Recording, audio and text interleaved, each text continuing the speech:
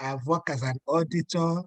I've worked as an auditor up to being a partner at a medium-sized firm in Africa, consulting.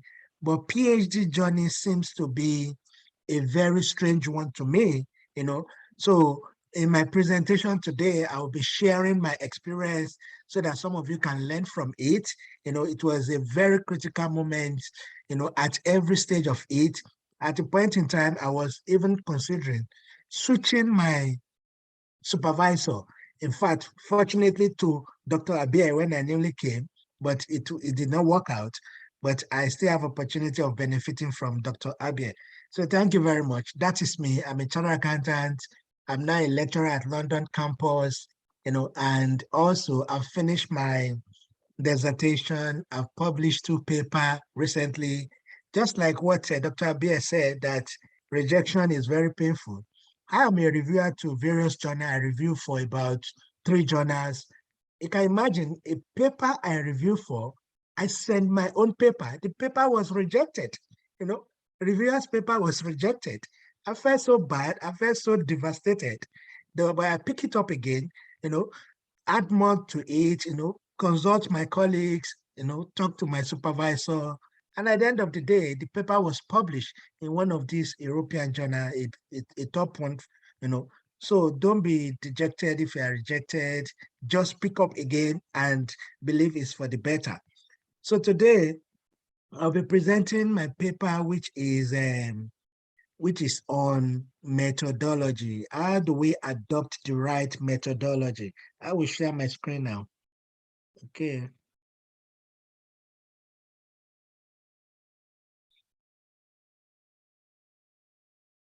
Okay, thank you. So I will be presenting on adopting the right methodology. Now, why am I talking about adopting the right methodology for the PhD thesis? It is very important because that is where our work actually starts from. But before we dive into the adopting the right methodology, what is thesis all about itself? Why are we conducting thesis? We are searching for knowledge. We are looking for solution to problem. And a basic structure of a thesis will usually contain the abstract, the introduction, the literature review, the methodology, the results, the discussion and findings, and we end with conclusion. Now, before getting to methodology, let me try to talk briefly about those ones that are before the methodology chapter. The abstract, why are we writing the abstract? Just like we have executive summary in business reports, that is the same way we have abstract. The abstract should bring the summary of everything about the thesis, the aims, the objectives, the findings.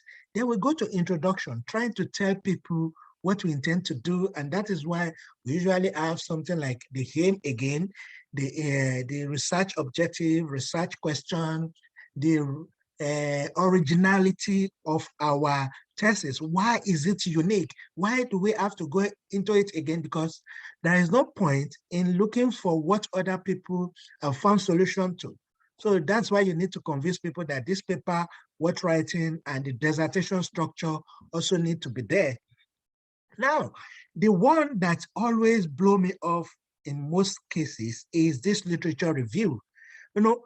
How is literature review? Why are we conducting literature review? If we want to go into research, why don't we just jump into the research and find what we want to find? We are trying to look at what other people have done. Let's say, for example, I want to start manufacturing phone. Then I will need to get the phone of either the Apple or Samsung to see how that phone has been designed. What are the defects in it? How do they do it?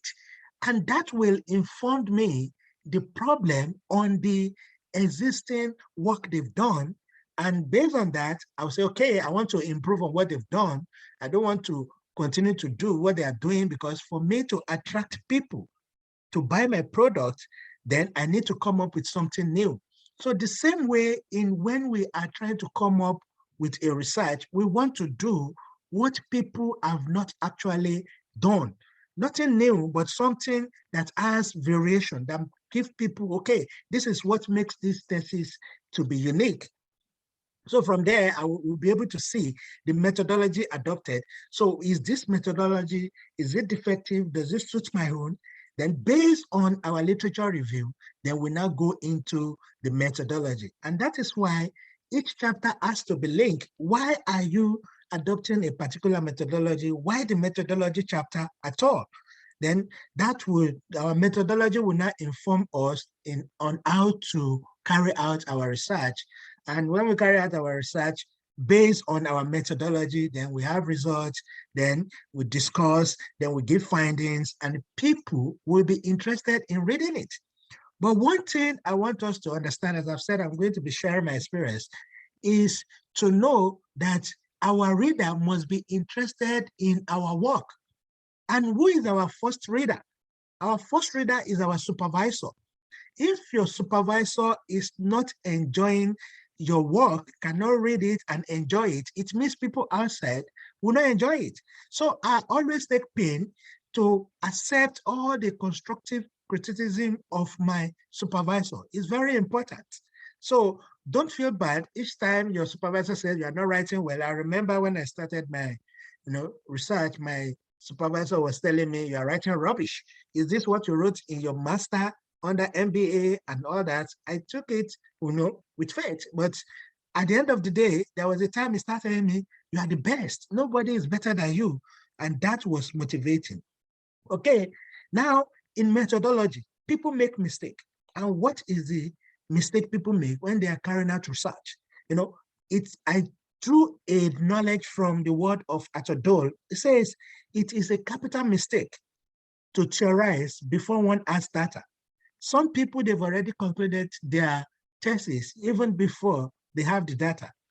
Therefore, there is no need to take a philosophical position before embarking on data collection activities.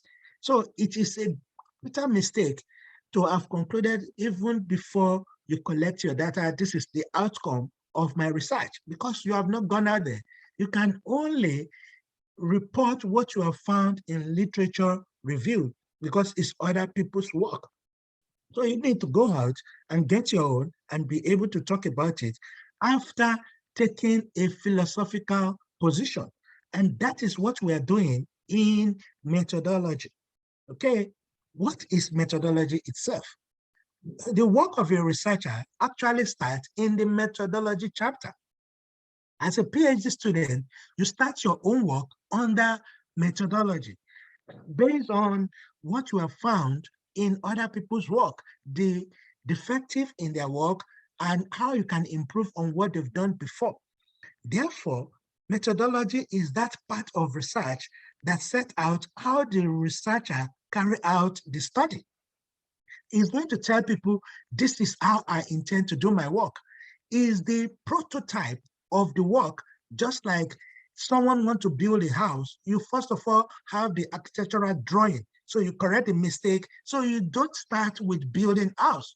The beginning of the building is not the foundation. The beginning of building is the prototype.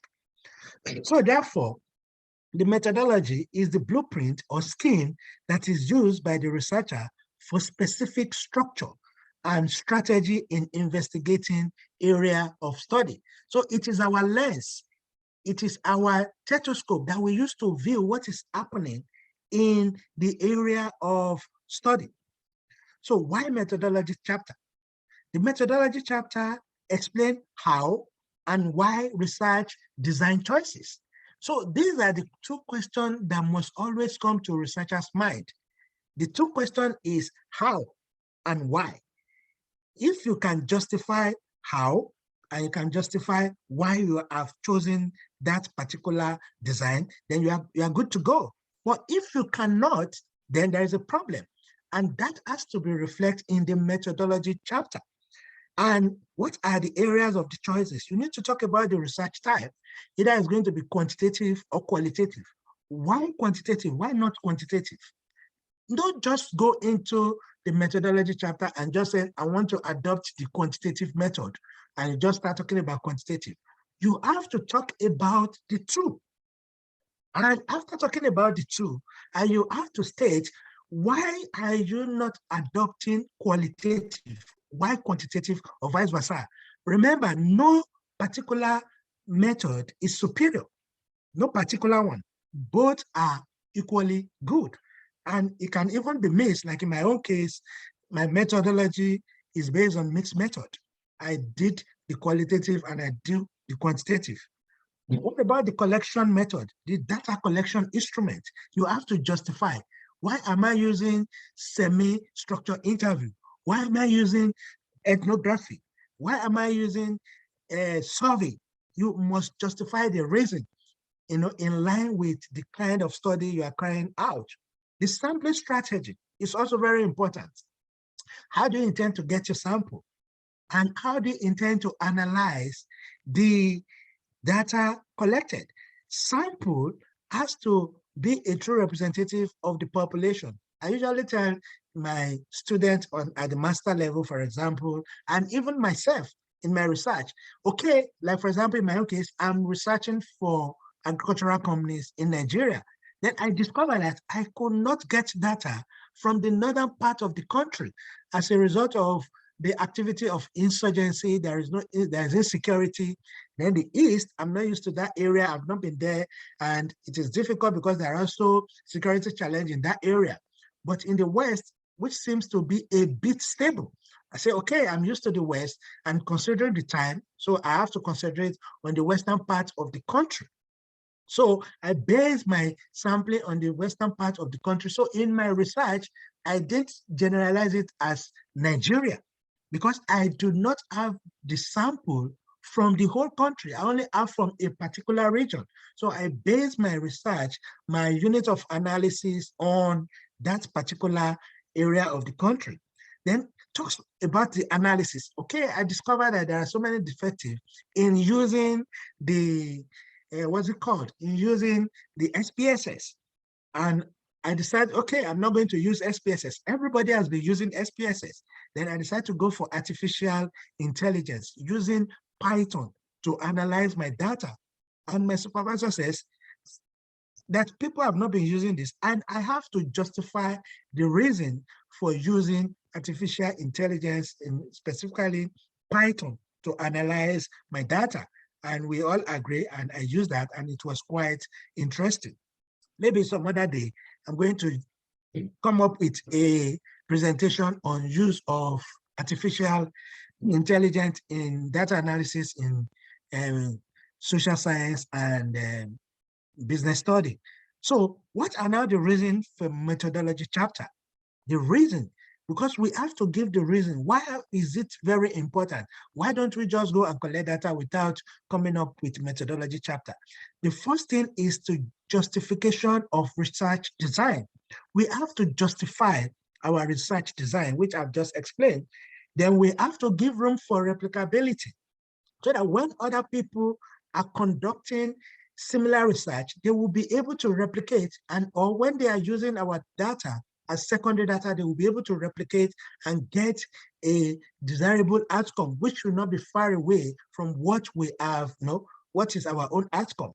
Then it show of understanding of the study. It makes people to understand our study because the methodology underpins the study we are carrying out. Then identification of limitations. So before we actually go to the field, we will have known what we are going to encounter in the field, what is going to be our constraint, what is going to be our limiting factor. That is the essence of research methodology. So is our prototype, is our architecture that we will always run back to. And if we don't do that from the beginning, we may run into problem in the process of the research. Now, let's not dive into writing of the methodology. Now, you don't just start writing your methodology chapter. It took me about a month thinking about my methodology before I start writing it. Why? I'm an accountant. I'm coming to agriculture and economics, and I've not done research before, except at my master level. So 10 master cannot be equals to PhD. I'm sorry to use that word. It cannot, because it's a tedious work. you are looking for something that you don't even know where it is and how to get it. So you need to come up with your own plan. So the first thing is to draw up the outline of the methodology. You have to jot it down. This is my outline. This is what I want to do at a particular stage. And in my own case, I use Gantt charts to come out with what I intend to do under my methodology. Then after that, the next thing is to kick off with introduction. Every chapter must have introduction. Just as the beginning have introduction, literature must have, our methodology must have introduction. It doesn't need to be too long. And at that introduction, we must recall our research aim and question so that people will be able to juxtapose our methodology with our research aim and question. Then after that, the next thing is research design. That's getting down into the real business of the methodology. Now, people always confuse methodology with method. No, methodology is not method. Method is part of methodology. Okay, so also in that chapter, we must know our methodological limitations and what is the trade-off. Every research has limitations. No research is free of limitation, and we don't need to hide it. It is better we bring it out and say it and discuss it in our methodology chapter and even at the conclusion chapter. And that will lead to another area of further study for the upcoming or the other researchers, or even we, if we intend to go ahead or develop our research further after finishing our PhD. Because PhD has a limited time. So we cannot afford to say we want to solve all the problem. In the process of saying we want to solve all the problem, we become an irresponsible researcher that cannot finish its research. So don't think we can solve all the problem. Then we must also have conclusion and summary. There should be a table that shows the combination of our methodology. Okay, here is my epistemology, here is my ontology, here is my axiology. Just briefly, just state it, a table. So at a glance, someone will see this is the methodology adopted in this section. Okay, so the next thing is the choices of the research design itself. These are the areas where we make choices. Our research philosophy, we need to make decisions. Methodology is a place where you make decisions. In literature review, what we are doing is we are trying to review other people's work to see what they've done. But in methodology, we are taking critical decision. The decision we take in our methodology chapter, we determine the outcome of our research, or we determine whether we are going to run into problem if we don't take appropriate decision. And as a PhD student, you don't take this decision alone. You take it with your supervisory team because they have done it before. They understand, where you're going to run into problem. So you need to agree, not just feel that you know it because you've done it under master or you have written a paper with someone. So we need to, to always consult. PhD is a sort of apprenticeship work. When you are a PhD student, you are into apprenticeship. You are learning from your supervisor. So I don't call my own supervisor. I don't call them my supervisor. I call them my mentor because I learn a lot from them. And I also go to those who are not my supervisor to learn from them. So in PhD, you keep learning from your colleagues, from your supervisor, from other, senior academic staff. Then the research type, you must determine which kind of research type, because the combination must be appropriate. When you're talking about research type, then what strategy are you adopting? Which kind of strategy do you want to use to make sure you come out with a qualitative research? Then the time horizon, that has to do with collection of your data. Is it going to be cross-sectional? Is it going to be longitudinal? You need to look at the nature of your research. Don't go and adopt cross-sectional when it's supposed to be longitudinal. It may create a problem where you're supposed to collect a data at once and you want to collect over a period. You need to understand, you need to discuss with the supervisor, you need to know what suits your type of study. I've talked about sampling strategy. Which type of strategy are you adopting and why? That two questions must always come up. Why and how? How do you intend to collect your sampling and how? Do you want to go for interview? And do you want to go for a survey? And what is the area of data collection? The sampling has to be in line with the title because the unit of analysis must align with the sampling. If you are talking about the whole Scotland, you cannot be getting data from only Glasgow and you are saying your outcome represent the whole of Scotland. No, that is not a true sample. Then the data collection method, the instrument, then data analysis techniques, if it is quantitative, which type of techniques are you adopting? If it is qualitative, and which software do you intend to use? You need to state all that. Okay, I'm going for artificial intelligence, I'm using Python, and even in the Python, there are so many resources in Python. Am I using the heatmap? Am I doing correlation? Am I using the regression? And if I'm doing qualitative, am I doing thematic analysis? Am I doing narrative analysis? And why? How and why? Those two questions must be answered. If they are not answered, I'm sorry, there may be a problem, a serious problem in future. Okay, now this is the recommendation by Wilson. I love the way Wilson bring out the architecture of methodology, and it makes me, understand the methodology at a glance. Wilson said there are 6 areas you need to consider in your methodology. So it talks about the research philosophy. You have to start from the research philosophy. And under the research philosophy, we have to look at the epistemology, you have to look at the ontology, you have to look at the axiology. The research philosophy is what underpins the study, is what will determine the outcome of the study. They look abstract.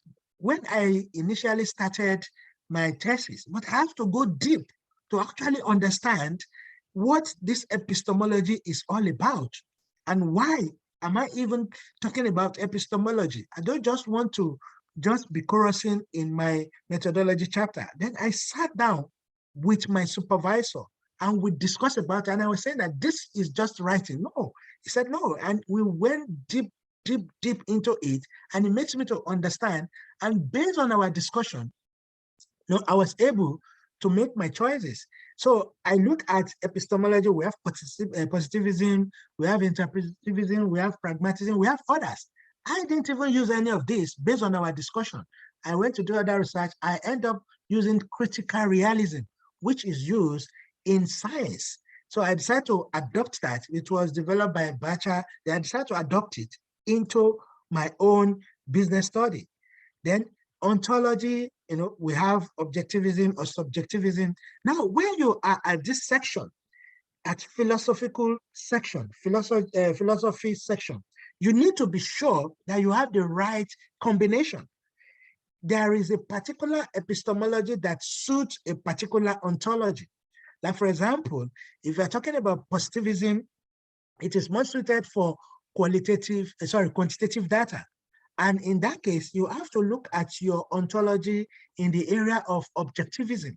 So you cannot talk about interpretivism and be talking about objectivism, because we all know the major limitations of interpretivism is that it is subjective. So you cannot say your ontology is objective, based on the truth you are trying to look for. Then you select your axiology. Then you come to research approach, looking at the kind of research you want to carry out. Is it an inductive or deductive? You need to understand. You need to understand what deductive is all about. You need to understand what deductive is all about. And you need to tell people, why am I not regarding my study as inductive? Why is it deductive? Then we talk about the research strategy. Talking about quantitative. There is no way I will say my epistemology is interpretivism and I will say my research strategy is quantitative. It looks odd. So I have to have the right combination so that I can have balance. So if I'm saying I'm adopting positivism and I've said the reason why I'm not adopting interpretivism, then I cannot come down and say my research strategy is quantitative. There must be the right, combination. Quantitative has to do with data, with figures, while qualitative has to do with what?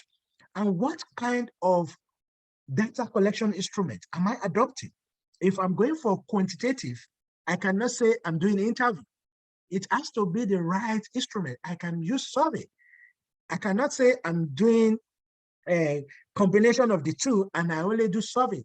I have to do what shows that there are elements of quantitative and qualitative. What about my research design? Is it going to be an action research where I go out and collect my data? Then I might base it on case study. I need to tell people, and I need to tell people why I'm not considering others. Initially, when I started my own research, I was to go for triangulation method, where I'm going to do case study, I'm going to do the quantitative and qualitative. But at a point in time, I discovered that it is not practicable.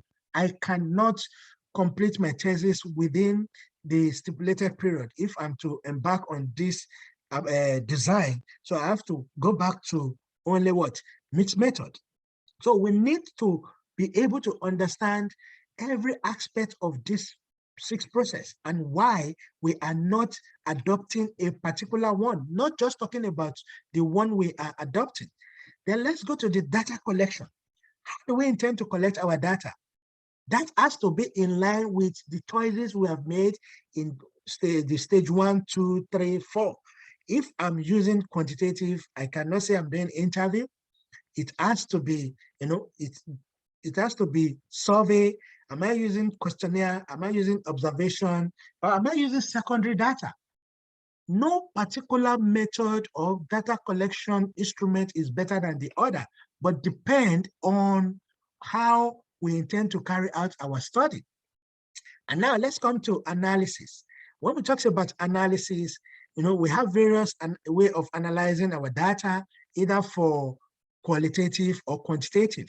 So if I'm doing quantitative, it is expected that I will be using some statistical, instruments like descriptive statistic. When we talk about the graphs and the charts, we can use inferential statistics. When we talk about correlation, regression, chi-square, and all that. Then ground theory is for, a study that is, we are just building the theory from the ground.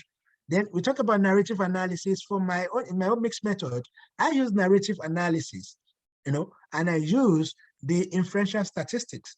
Why did I use narrative analysis? Because of the nature of my research, which has to bring out the context, the way the participants express themselves. Then there is also visual analysis, there's content analysis, there's thematic analysis. There are a lot. One thing I want to tell you, my colleagues, is that don't get confused. You go out there, you will see various, various methodology, architecture. You will see different types of approaches. Just be yourself and concentrate, understand each of them and know the reason why you are not adopting a particular one. And where did you get the knowledge that helps you to make the choices? From the literature review, because the literature review will have exposed the limitation of each of those strategy, method, and techniques. Okay. Now, let me now go down to the population, because after the designing of your methodology, the next thing is the getting of sample from the population. A researcher must have a well-defined population in order to avoid inclusion of elements or variables that do not actually belong to the population of interest when conducting its study. To avoid going back again and again to the field, and you have to go and recollect your data. You need to have a well-defined population with how you intend to extract your sample from the population. So the researcher needs to have a clear picture of what the sample type and the size will be. What size are you expecting? You need to also agree with your supervisor. As I've said, you are under apprenticeship. So, and your first reader is your supervisor.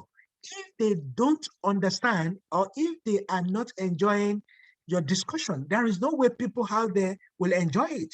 So you need to listen to them. At times they may take you through a rough road, just like in my own case, but it makes me to be strong, to be better, and to be good. And I'm still also work in progress, even as a lecturer. So I always keep my opinion and take from them and weigh the two options and convince them if I must adopt a particular approach, like in the case of using artificial intelligence. And I decide to explain it to them, demonstrated why artificial intelligence is the best for that particular study. So what do you do? What sample design to use? Are you going to use probabilistic or non-probabilistic sampling? And how do you intend to collect it? How large is your sample going to be? There is no point in collecting sample that is too large that you are not going to use. So you need to know how the sample you need. So, and there is no point in collecting a sample that is too small that you have to go back again and collect data. I've seen people at the point of submitting their final thesis, they ask them to go back to the field and go and collect additional sample, that sample is not adequate. Okay, so we need to avoid that. The time or cost of obtaining sample need to be considered. Time is money. We as a PhD student, we need time and we need fund. How do you intend to travel? Like in my own case, I cannot travel so many times to Nigeria, so I didn't bother to go for longitudinal. I do cross-sectional. I just take a whole month and ensure I meet my participants. I've agreed with them before going over there. So that is a way to save cost. You must have a cost-saving strategy in terms of time, because time is not our friend as a PhD student. Okay, at the beginning, I said there are limitations in all tests. In our thesis, we need to state our limitation, and it should not be vague. We should not generalize it. We have to mix it to be specific. I can see most of my colleagues now, when they want to talk about limitation, the only things everybody talk about is COVID. But before COVID, are there no limitations?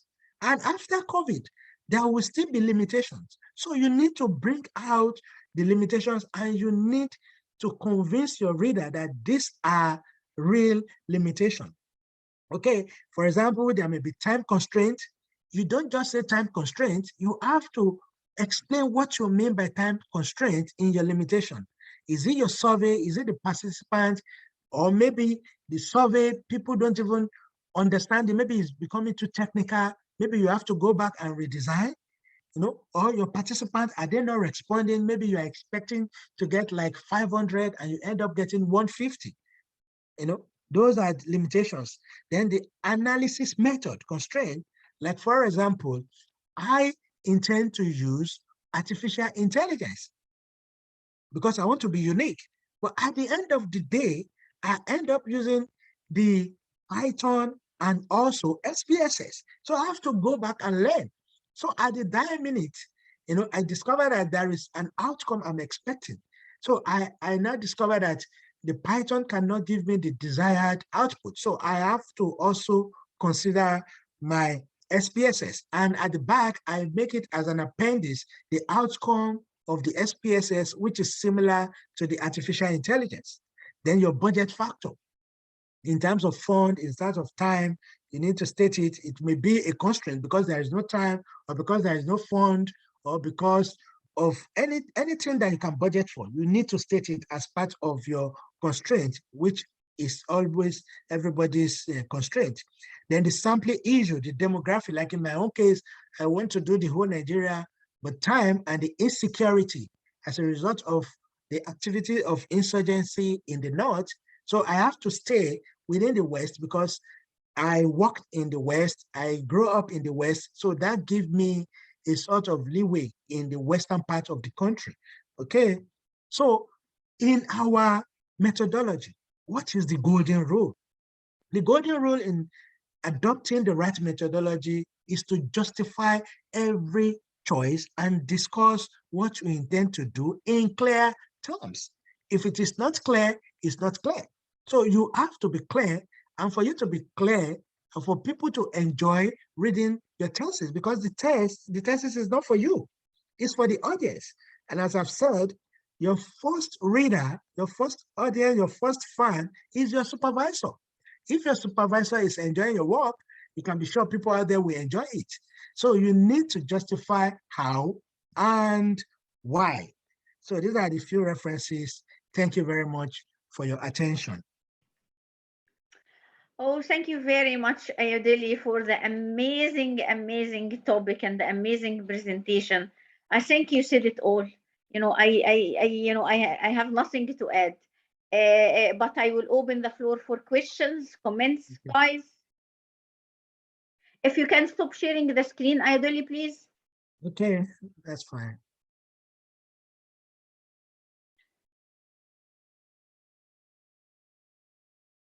I do agree with you, Olamide, that it's a beautiful presentation. A beautiful presentation and the perfect presentation. Amazing, amazing. You will be amazing lecture, Ayodele. I will try. Yeah. Definitely, you are. I'm talking to my colleagues. I want them to excel. Yeah. Absolutely. Any questions, guys? Yes, go on, Chris. Okay. Hi, Ayodele. I just want to ask you about your research about the replication, and how do you justify about the replication if your sampling, if your participant is only in one area, like probably in Nigeria, and how you justify to replicate that? Okay, thank you. Okay, thank you very much. Like in my own research, Nigeria is divided basically into three regions. We have the northern part of the country, the western part of the country, and the eastern part of the country. Each of these units of the country has something in common and has a specific area of specialization. Now, the reason, how did I justify the western part? No, the western part, not because I'm from that side, the western part, their traditional occupation is agriculture. And I'm talking about agricultural community development. And also the commercial capital of the country is in that region. And also in that part of region, there are oil producing states. So I'm also looking at the effect of Dutch disease on the agricultural development. So whereby they have abandoned the agriculture and they focus on oil, or as a result of the commerce in case of banking. So I tried to see, okay, this area should be the area which can give me the reason why agriculture has taken a back seat. Agriculture that used to be at the forefront or the major foreign exchange earner during the colonial era up to the early 60s. So I was able to justify that. And also I make reference to other regions, what is happening there, just a sort of reference. But I actually collect my data from that area. And in it, as area of further study, I recommended that if someone can do the East and the North after the activity of insurgents, because you can't be a PhD holder if you lose your life in the process of collecting data. That's a wasted effort. So security is very, very important. So that is how I was able to justify that. So there will always be a justification for not doing a particular thing. And there will always be a justification for doing a particular thing. So all we need to do is to put it on paper. Because the first thing my supervisor noticed in me, he said, you have all these things in you. You know them, but you need to put them on the paper. People can read them in your mind. And I believe that is the problem of most of us. All of us know what we want to do, but how to put it on paper for people to understand it. And that is why we need to sit down and plan. At times we dry off in writing, but when you take a back seat, that doesn't mean you are not writing. You should not be all the time write. At times it's time to think. It's time to meditate on what you want to write. And you see, it will start flowing. Once you're able to take a seat and, talk to your supervisor. There was a time I was telling my supervisor, I feel like stopping. That's my first supervisor. He said, you can't stop. I'm enjoying you. You can't stop at this stage. I said, but I feel like stopping. He said, you can't stop. He said, you know what? I'm giving you a week not to abandon it, but go and be thinking. And after that, I was able to continue flowing. You know, PhD is not an easy journey. It's a lonely journey, but you can make it not lonely by talking to your colleagues. Everybody is my friend, you know. So make more friends. Your friends are your network, and your network is your net worth. Thank you. I wanted to give you a rule to follow. The rule is when you read, you are reading for yourself, but when you write for others. Yeah. So don't assume that others will read your mind, as Ayodele mentioned, because sometimes when I meet some PhD students, I said, do you mean this and this and this? Yes. Can you explain this sentence for me? They can explain it clearly, but it's not, because I know the topic and I know what they are doing. I know it as a supervisor, but examiners will not be in the same position. So make it easier for readers and for examiners. Put everything in paper, as in writing, as Ayodele mentioned, and remember, you are the expert in the topic. Nobody, neither the supervisor nor the examiners spend 3 years of their life reading on one topic. Yes, it's my area of research in one topic, but I'm doing teaching, I'm doing admin, I'm doing research, I'm supervising PhD students, I'm supporting students, I'm doing this, along with working on my publication. But PhD is a kind of a full-time topic for a number of years. So of course, I'm talking here about the very hardworking people. Don't assume ever that, oh yeah, they know better than me. No, because you have spent, or you have not spent, you have invested the time and effort in your topic, you will be the expert. So if anyone asking anything about, for example, you are writing about, say, digital marketing. Oh yeah, what does this mean? Where can I find? You will be able to answer them. You will be able to handle any question about that. Even at some point when you are approaching it to finish, you will be more expert than your supervisor. Yes, supervisor give you directions, provide you with some feedback, etc. But the supervisor never spent 3 years working on the same topic. So while you go for the Viva, of course, I will do a session on Viva prep. When you go for the Viva, you have to be confident, but there is a very, very fine line between confidence and arrogancy. Don't be arrogant, because examiners will pick it up straight away, but be confident.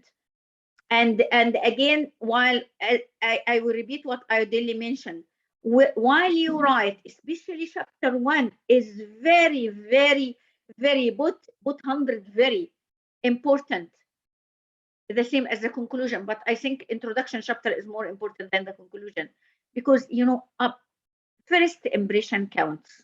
Let's face it.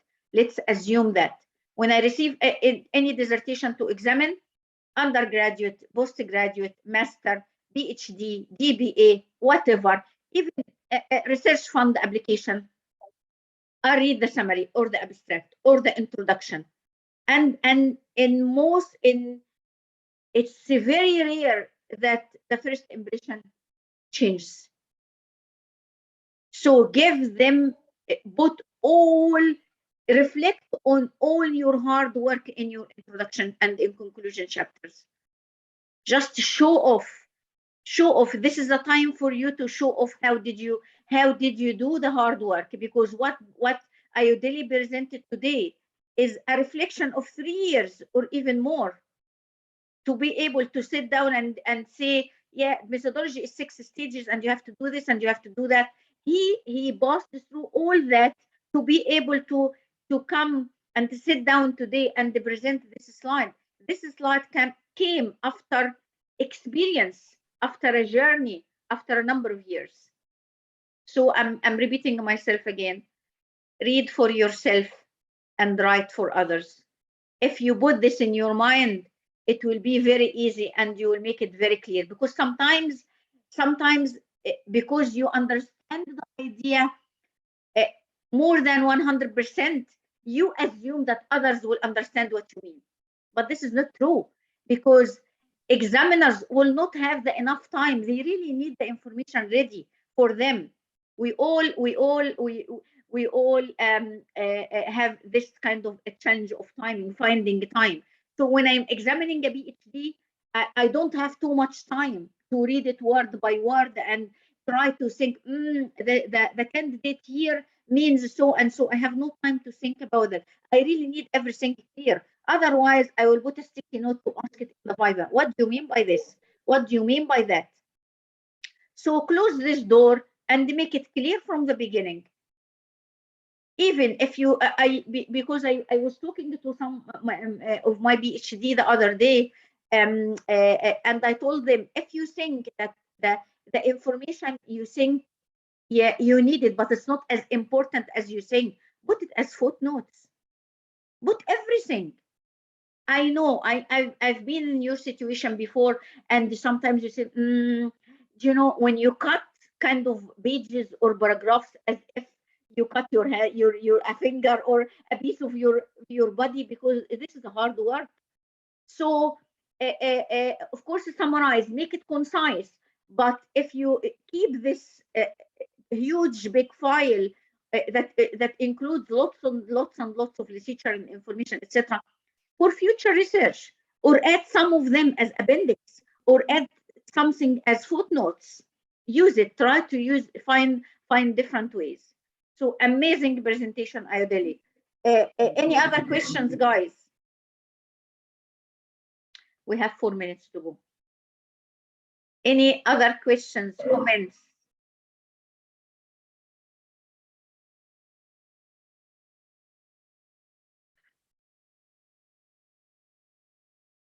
Nothing? Okay. Oh, yeah. Ishraf, go on. You're mute. Yes, I am mute myself. I want to ask you, when your supervisor told you that your work rubbish at the very beginning, how you could like adapt to that? Like it didn't hurt you or stopped you from working? How you could like manage it? I'm really keen to know. You see, that situation was a very peculiar situation. Now, when I came to UWS and I was given a supervisor, and my supervisor discovered that I'm a chartered accountant and I'm now writing on economics, he advised me. He said, go and change your topic. Okay, on my stair, on going down the stair, I was dejected. I was talking to Dr. Adebisi, and Dr. Abia was with a tea going by my side. Then Dr. Adebisi said, this is an accountant, she can supervise you. Then Dr. Abia says, no problem, I'm willing to supervise you, but you need to write the school. So I wrote the school, and the school said, no, I have to be supervised. Then I went back to my supervisor and I said, I came from Nigeria because of this program. Then if I'm not to go ahead with this program, then I need to go back to Nigeria. Then he said, okay, let's get started. Okay, I felt so bad, I didn't go to Dr. Abia. Now the pain starts. So each time I write, my supervisor said, you are writing rubbish. Even in my progression, he said, I'm not sure whether it's fit for PhD. Then I come back, no, my colleagues were so amazing. You know, some of them are still there. When I'm coming from my meeting, everybody is waiting for me. What happened? How is it? One day I came, I said, that was, the supervisor is no longer in the school. That was Steve.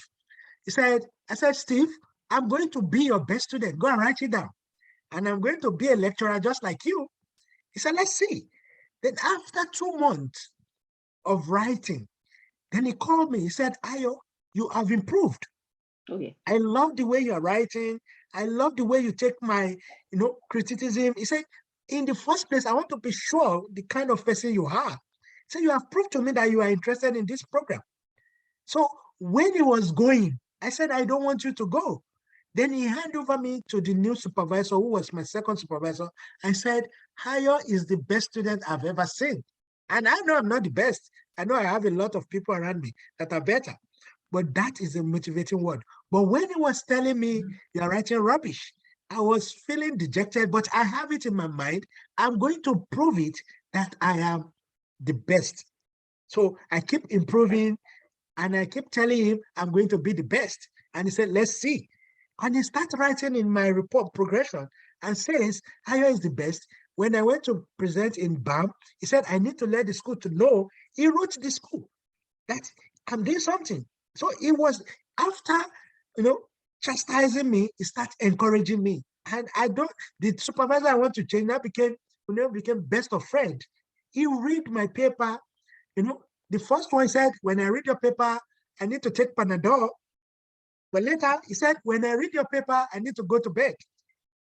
So you can see, so whatever our supervisor tells us, let's take it as a way, of improvement. Don't see them, they cannot be against us. We are together. Yeah. It's a team. Absolutely. Absolutely. Absolutely. Thank you.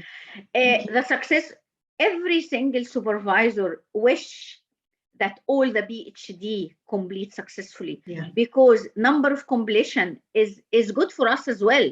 So there is no any supervisor wanted to challenge you or make you fail or no. It might be different strategies, different people have different opinions in how to encourage students, etc. But by the end of the day, everybody needs you to work hard. I remember my PhD supervisor, of course, he retired years and years ago. I think since the first month, he kept telling me, you are nearly there. And I kept laughing. He said, nearly there, what? I just started. And he kept every single meeting and every single, when I give him anything to read or to comment, I say, oh, yeah, that's good. You are nearly there. And I know, nowhere, I'm nearly there. I will not nearly there. Still, I still have the whole journey to go.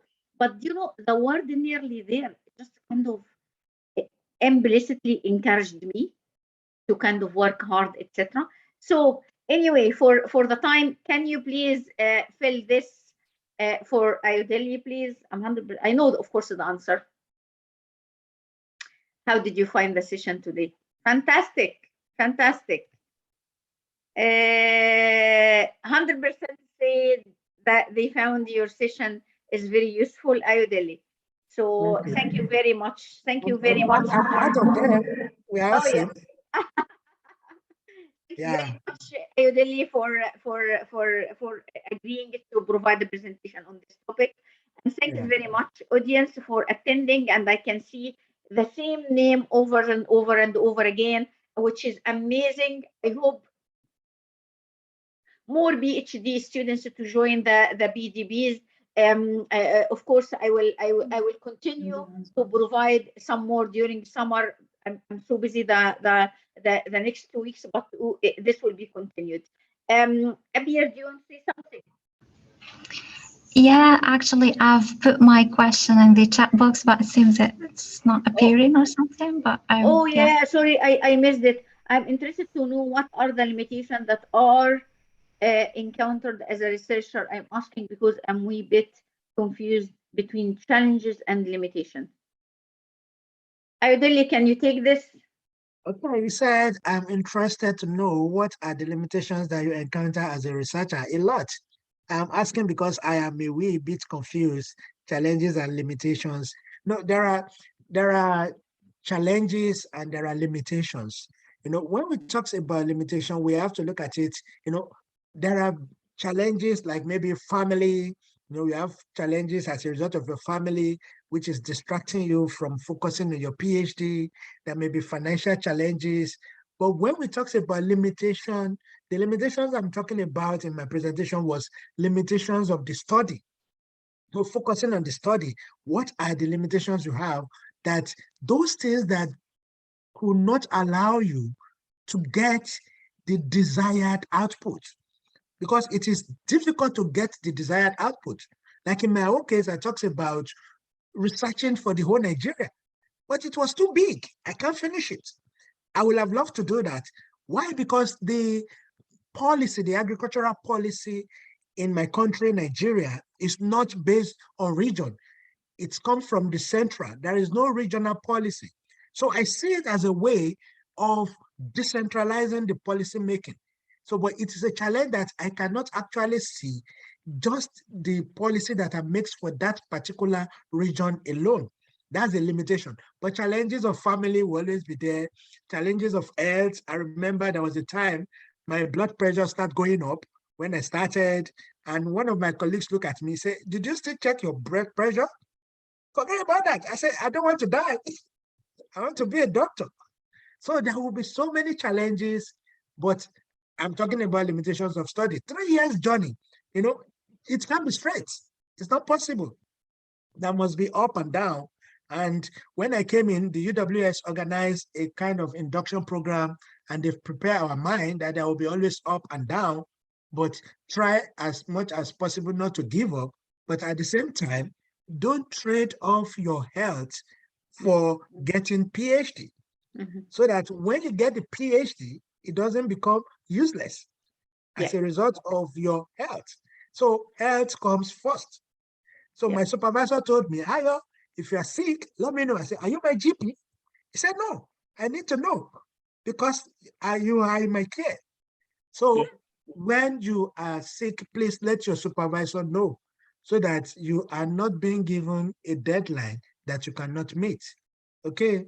Thank you. Thank you very much, because I have to go. I have another meeting in 5 minutes.